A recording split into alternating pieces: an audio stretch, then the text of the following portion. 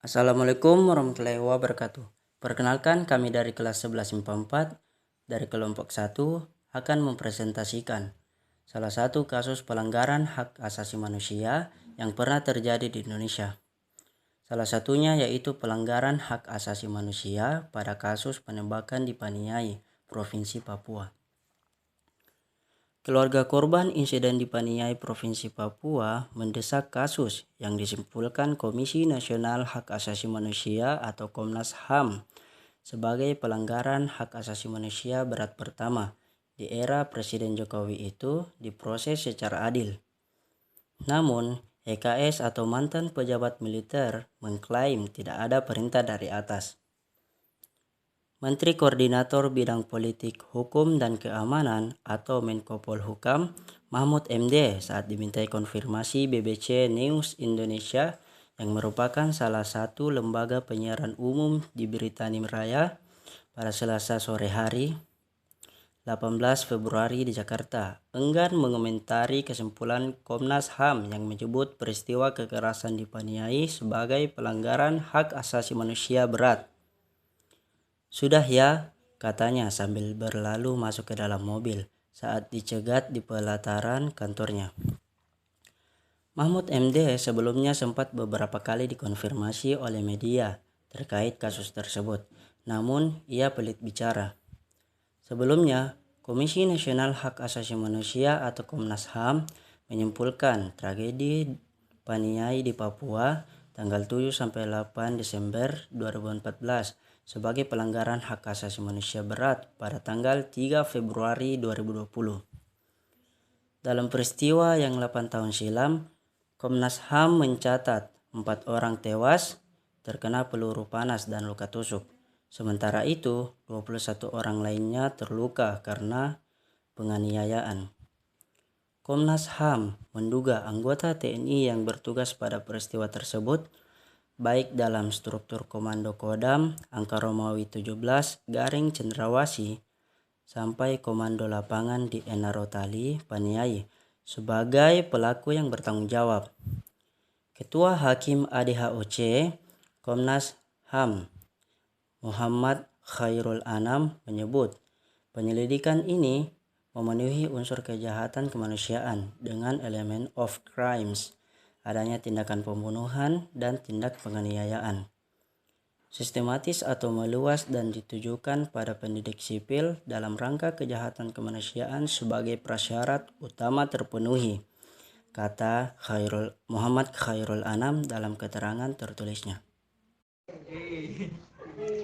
Presiden Jokowi minta kasus Paniai dituntaskan. Presiden Jokowi meminta kepolisian RI agar segera menyelesaikan kasus penembakan di Kabupaten Paniai pada 8 Desember lalu hingga tuntas.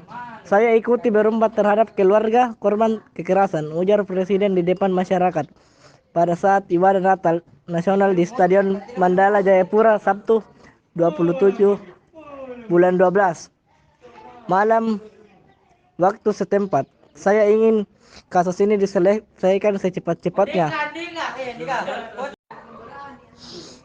agar tidak terulang kembali di masa yang akan datang. Kita ingin sekali lagi tanah Papua sebagai tanah yang damai," imbunya. Pada 8 Desember lalu telah menewaskan 4 warga sipil. Sejauh ini pelakunya belum ditetapkan. Namun menurut Menkolpumham Tejo Edi Purjanto, ada 3 tim penyelidik dari TNI, Polri, dan Komnas HAM yang bekerja di lapangan guna mencari fakta. 3 tim selidikin insiden penembakan di Paniai, Papua. Kasus penembakan di pedalaman Paniai, Papua yang menewaskan sedikitnya 4 warga pekan lalu diselidiki oleh 3 tim yang berbeda yang berasal dari TNI, Polri, dan Komnas HAM, kata Menko Polhukam Tejo Edi Purjanto. Pada saat ini dari tim TNI, Polri, dan Komnas HAM mereka masih bekerja di lapangan. Kondisi di Paniai sudah membaik. Tinggal kondisi hasil tim pencari fakta dari ketiga kelompok tersebut.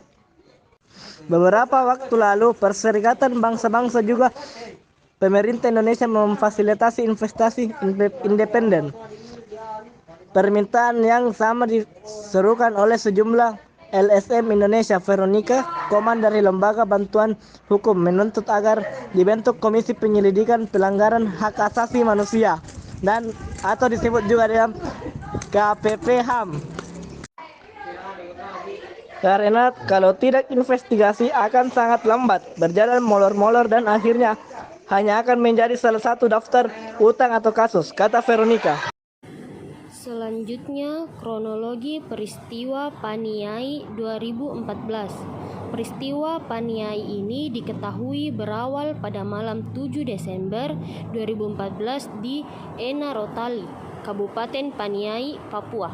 Kejadian ini diawali oleh teguran kelompok pemuda kepada 2 oknum anggota Tentara Nasional Indonesia atau TNI yang membawa mobil Toyota Fortuner hitam tanpa menyalakan lampu. Kelompok remaja tersebut meminta lampu mobil dinyalakan karena warga sedang mengetatkan keamanan jelang Natal. Mereka pun menahan mobil tersebut.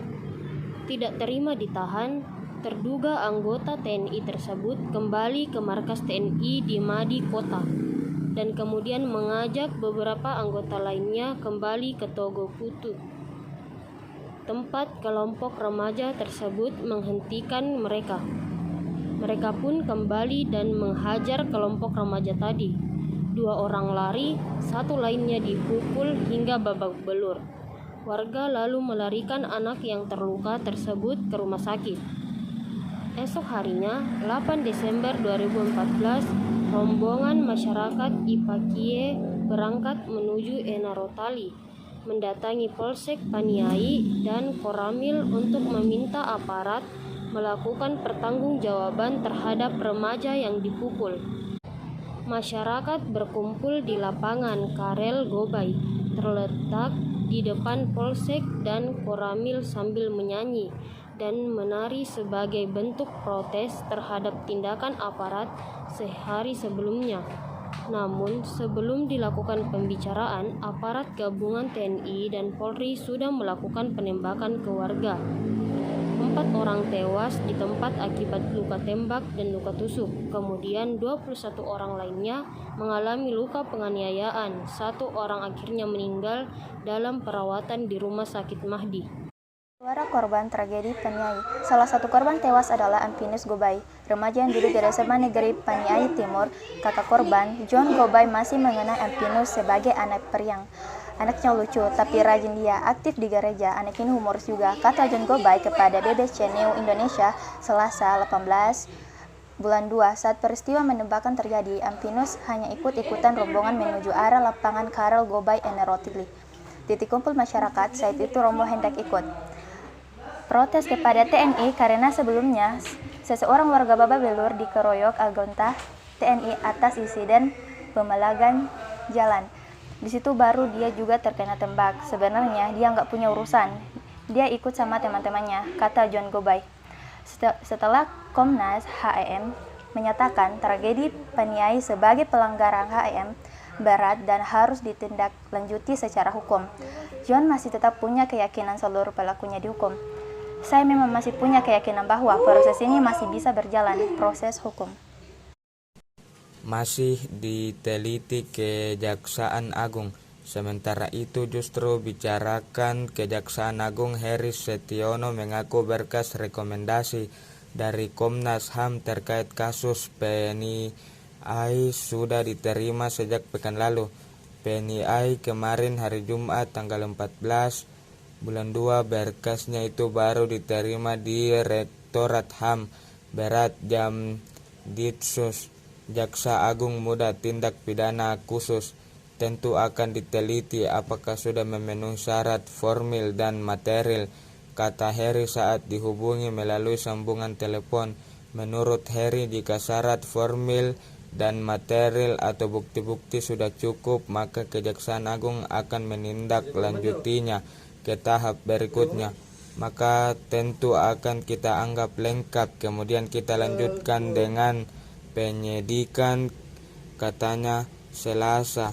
Berdasarkan catatan sebelumnya, Kejaksaan Agung sempat mengembalikan berkas-berkas kasus pelanggaran HAM berat yang pernah disodorkan Komnas HAM karena dianggap kurang bukti. Sejak 2002 silam, Komnas HAM sudah menyerahkan sejumlah berkas pelanggaran berat Kejaksaan Agung untuk ditindaklanjuti. Namun sejak itu pula berkas-berkas perkara tersebut mengalami proses bolak-balik dari Kejagung ke Komnas HAM dan sebaliknya.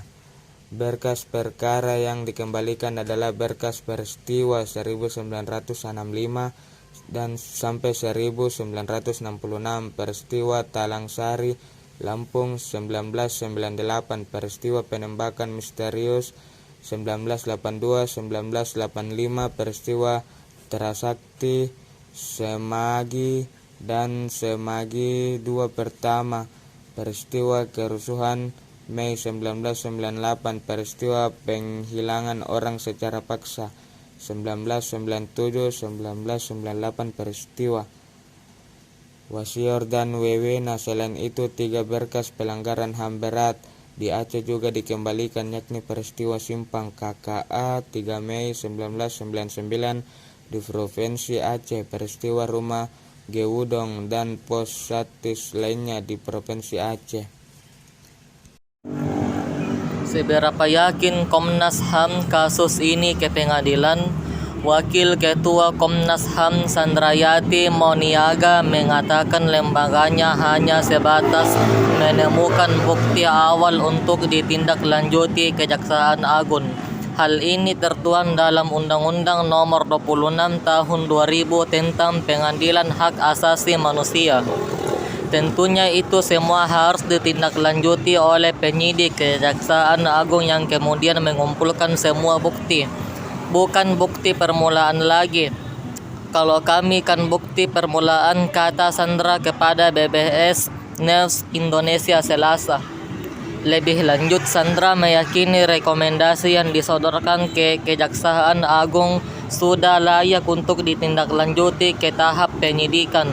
Jadi bukti permulaan itu biasa keterangan saksi dan korban, bisa macam-macam, bisa dari laporan, tapi yang penting semuanya cukup dan verified, sudah dicek dan di-recheck, katanya.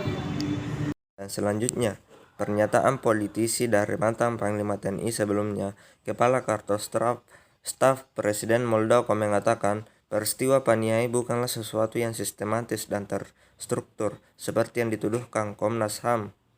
Muldoko adalah Panglima TNI saat peristiwa Paniai terjadi. Paniai itu sebuah kejadian yang tiba-tiba, harus dilihat dengan baik itu karena tidak ada kejadian terstruktur sistematis, tidak ada perintah dari atas, tidak ada, ujar Muldoko kepada media di Kompleks Istana Negara Jakarta Pusat. Namun menurut Sandra, apa yang disampaikan Muldoko sebagai pernyataan politis,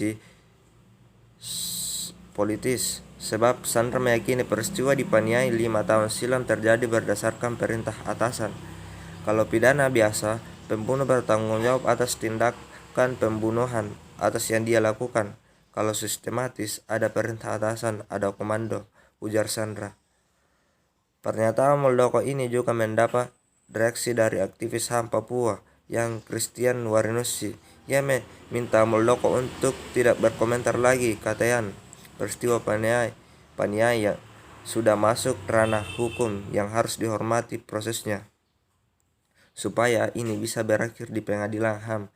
Kalau kita memberikan komentar atau menanggapi itu, menurut saya itu tidak profesional, katanya kepada BBC News Indonesia. Hal senada diungkapkan keluarga korban tragedi Paniai, John Gobay. Menurutnya, seluruh pejabat dan lembaga negara untuk menghormati kesimpulan Komnas HAM yang menetapkan peristiwa ini sebagai pelanggaran HAM berat. Jangan sampai, kata John, komentar dari pejabat negara ditunjukkan untuk melindungi oknum yang terlibat. Jangan ada kesan kita melindungi oknum anggota kita, ujarnya. Selanjutnya, kita membahas bagaimana penyelesaian dari kasus pelanggaran HAM di Paniai, Papua. Hingga sekarang, kasus di Paniai, Papua tak kunjung tuntas. Presiden Joko Widodo pernah berjanji akan menyelesaikannya pada 2014 silam, tapi hingga kini prosesnya masih berjalan di tempat.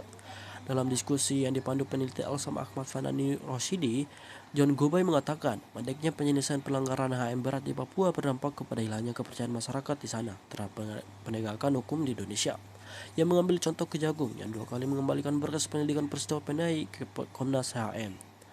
Sejumlah faktor membuat penyelesaian kasus HM di Papua terkatung-katung. Salah satunya menurut John adalah kurangnya kewenangan yang dimiliki Komnas HM sebagaimana ditentukan oleh Undang-Undang Nomor 26 Tahun 2000 tentang Pengadilan HM. Kewenangan Komnas HM dalam undang-undang tersebut menurut John harus direvisi sehingga Komnas HM tak hanya berwenang menyelidik tapi juga menyidik. Menanggapi hal itu, Yuspar mengatakan pengembalian 2 kali berkas penyelidikan kasus PNI ke Komnas HM dikarenakan perkara tersebut belum memenuhi syarat yang ditentukan pasal 9 Undang-Undang Pengadilan HM. Hasil penyelidikan Komnas HM, kata Yuspar, belum menunjukkan terpenuhnya unsur-unsur kejahatan terhadap kemanusiaan. Merespon pernyataan Yuspar, Khairul Anam mengatakan penyelesaian kasus PNI tak bisa lagi dilihat dari kacamata hukum. Pengembalian berkas penyelidikan sebanyak 2 kali oleh Kejagung menurutnya sudah di luar konteks hukum. Anda menambahkan, jika dipandang dari sudut pandang politik, Jokowi memiliki wewenang tinggi untuk memerintahkan Jaksa Agung menyelesaikan kasus PNI ini. Terlebih, Jokowi pernah berjanji pada rakyat Papua untuk menyelesaikan kasus ini dalam kunjungan kerjanya pada 2014 silam. Korban pelanggaran HM di Papua hingga kini masih berharap mendapat keadilan. Namun, melihat proses penyelesaian yang tak jelas, banyak korban yang sudah tak percaya negara dapat memberikan keadilan tersebut. Demikian dikatakan Wilana, aktivis kemanusiaan yang kerap mendampingi dan mengadvokasi korban pelanggaran HM di Papua. Wilana mendesak Komnas HM memberikan penjelasan kepada publik langkah apa yang akan diambil setelah hasil penyelidikannya dikembalikan ke Kejagung. Menegaskan pernyataan Anam, Yuliana menganggap kunci penyelesaian kasus HM saat ini adalah niat untuk melaksanakan undang yang ada. Demikian presentasi yang dapat kami sampaikan. Sekian dari kelompok 1. Wassalamualaikum warahmatullahi wabarakatuh.